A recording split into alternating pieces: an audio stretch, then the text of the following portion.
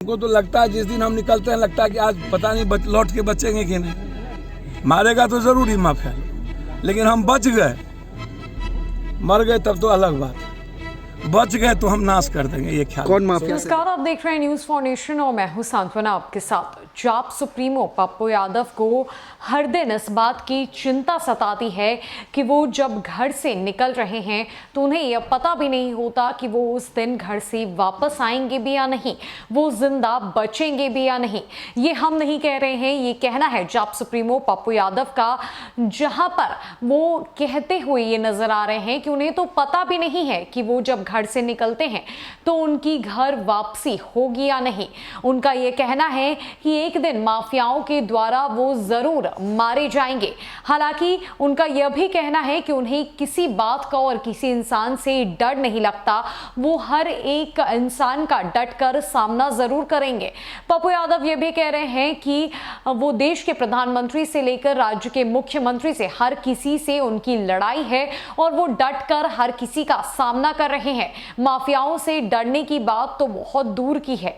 साथ ही साथ जाप सुप्रीमो पप्पू यादव ने बिहार में माफियाओं के खिलाफ हमला भी बोला है और ये कहा है कि वो बिहार सरकार से ये कहते हैं कि शूट एंड साइट का ऑर्डर अब लागू कर दिया जाना चाहिए, क्योंकि इसकी जरूरत राज्य में सख्त रूप से है। ऐसे में अगर किसी के साथ कोई घटना घट जाती है तो वो पीड़ित परिवार थानेदारों का इंतजार करता रह जाता है और ऐसे में बात निकल जाती है। शूट एंड साइट के ऑर्डर से ही बिहार में बदलाव आ सकता है। जाति समीकरण पर भी जाप सुप्रीमो के तरफ से हमला बोला गया है और कहा गया है जब तक ये सरकार जाति समीकरण से ऊपर नहीं उठेगी तब तक ऐसे माफिया हर राज्य में जन्म लेते ही रहेंगे। इन माफियाओं की मिलीभगत थानेदारों से लेकर उच्च स्तरीय अधिकारियों पदाधिकारियों से लेकर नेताओं तक होती है और खासकर जातीय समीकरण यहां तक हो चुका है कि आप नेताओं को अपने घर बुलाते हैं, हर एक कार्यक्रम में उनका स्वागत करते हैं, उन्हें बिठाते हैं। जाति के नाम पे ये चीजें हो रही हैं जिससे माफियाओं को और भी ज्यादा उनका मनोबल बढ़ता हुआ नजर आ रहा है। क्या कुछ कह रहे हैं जाप सुप्रीमो पप्पू यादव, किस तरीके से उन्होंने शूट एंड साइट ऑर्डर की बात कही है, शराब माफियाओं और बाकी माफियाओं के बारे में उन्होंने क्या कुछ कहा है, आइए छोड़े जाते हैं उनके पूरे बयान के साथ। हमको अब जीना ही नहीं है बिहार में। गोविंदा की हत्या किसने की? एक बड़े व्यापारियों ने शूटर को पैसा देके करवा दिया। जब मैं ये बात मुख्यमंत्री जी को तो खबर तो हमने की है कि एक बड़ा व्यापारी जर्दा का एक यंग लड़का डेवलप कर रहा था, उसको मरवा दिया शूटर से। तो हाजीपुर मुजफ्फरपुर जमीन, शराब, गिट्टी, बालू और टेंडर,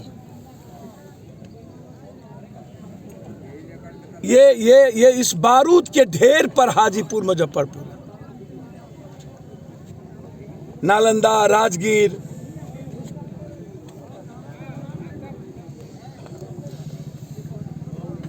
नेताओं को ढुकने नहीं देना चाहिए। अब नेताओं को आप अपने शादी ब्याह श्राद्ध बरखी में सब में बुलाइएगा और वही हिस्सेदार होगा बालू का, माफियाओं का, शराब का, जमीन के माफियाओं के साथ। और पदाधिकारी थाने में जमीन के सबसे बड़ा दलाल बैठेंगे, थाने के पीछे में शराब का सबसे बड़ा माफिया बैठेगा और बालू का माफिया थानेदार और नेताओं के गाड़ी पर और नेता थानेदार बालू माफियाओं के गाड़ी पर चलेगा। और अपराधी ही तय करेगा कि कौन मुखिया, कौन एमएलसी, कौन एमएलए, कौन एमपी बनेंगे। और जाति का अपराधी जाति के लिए भगवान बन जाएगा तो आम आदमी की जिंदगी कोई नहीं बचा सकता। सर, इन अपराधियों को बहिष्कार या समाज से जाति के नाम पर मिटा देना पड़ेगा। ये मेरे जात का अपराधी है इसीलिए ये ठीक है, प्रोटेक्ट कर दिए, क्योंकि लोगों को, नेताओं को लगता है, इन मंत्री को, मुख्यमंत्री को, प्राइम मिनिस्टर को, कि जो सबसे बड़ा दंगाई, जो सबसे बड़ा जाति उन्माद करता है वही जात का वोट और हिंदू मुसलमान का वोट दिला सकता है। सर सोचिएगा सोसाइटी के बारे में। जो सबसे बड़ा बलात्कारी माफिया, ड्रग्स माफिया, जमीन माफिया, ये प्रोटेक्ट करता है किसी पार्टी को पैसे से, परिवार को, नेता को फॉर्च्यूनर गाड़ी पहुंचाता है। तो सर जब ऐसे लोगों का प्रोटेक्शन होगा और समीर की हत्या 47 से करने के बाद कोर्ट बयान बेल दे देगा, 4 महीना 6 महीने के अंदर अपराधी निकल जाएगा, 3 महीने के अंदर एसपीडी ट्रायल नहीं होगा। घाट में पप्पू यादव शमशान में कोरोना में सबका लाश नहीं जलाया। हाँ, हम आज शमशान घाट में, हम कुछ दिन में शमशान घाट चल जाएंगे लगता है। माफिया लोग हम लोग मार देगा, कोई ठिकाना नहीं। महामारी थी उस समय, हत्या की केस है, इसमें भी आप शमशान घाट। हत्या वो महामारी थी, वो भी इंसान का था। अब ऐसे मासूम जिसके पास 2 ठो है, अब ये इनके बच्चे कैसे जिएंगे 16 साल। तो हमको तो लगता है जिस दिन हम निकलते हैं लगता है कि आज पता नहीं लौट के बचेंगे कि नहीं। मारेगा तो जरूरी माफिया, लेकिन हम बच गए। मर गए तब तो अलग बात है, बच गए तो हम नाश कर देंगे। ये ख्याल। कौन माफिया से डर है आपको? डर किनसे? डर और पप्पू सर 11वां साल में अमेरिका से आए थे, माओवादी से लेके नक्सल और इस देश के पीएम से लेके सीएम तब सबसे लड़े हैं। डर सूट एंड साइड की बात कर रहे हैं, नहीं लग रहा है कि पब्लिक को उकसाया जा रहा है इस तरीके से? है सूट एंड साइड की बात आप कर रहे हैं कि नियम बनाना चाहिए, तो ऐसा नहीं लगता है कि इस बयान से पब्लिक भी हम जा रहे हैं, हमारी बेटी का बलात्कार को कर ले, हमारी बहन को छेड़ेगा तो क्या कहेंगे? थानेदार को आने दो। बाप के सामने, भाई के सामने किसी की बहन को उठा के ले जाने लगेगा, या तो मरेंगे या तो मारेंगे, यही होगा ना। बहन को जाने तो नहीं देंगे। हमारे बाप के सामने बेटी को लेके जाएगा, या तो दांत काटेंगे ना, हो तो या मार दो, जीते जी तो नहीं ले जाने देंगे। पप्पू यादव के सामने कुछ हो जाए सर, अपराधियों को मरना पड़ेगा।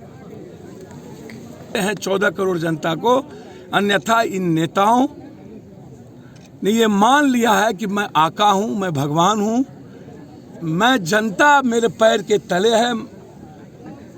500 और दारू के बोतल पर और पैसे पर और जाति और हिंदू मियाँ करके मेरी औकात है वोट लेने की। जनता की औकात मात्र 500 रुपया है और एक दिन पहले दारू है। तो जब नेता ये मान ले कि एक ही दिन जनता को खरीदना है और 5 साल तक हमको लूटना है, तो फिर डर किस बात का? हिम्मत अपराधियों की, माफियाओं के भीतर आता कहां से?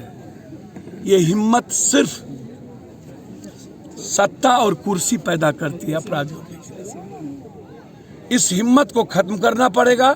डर नाम की चीज खत्म हो गई और ये जो बड़का बड़का केंद्रीय मंत्री और मंत्री है, पूरा बलात्कार हो रहा है, कहीं जाता तक नहीं है, और दिल्ली, बम्बई, पटना से हवाई से फुर्सत नहीं है, और फिर चुनाव में आएंगे हिंदू मुसलमान के नाम पर जीत के चल जाएंगे, आजाद के नाम पर।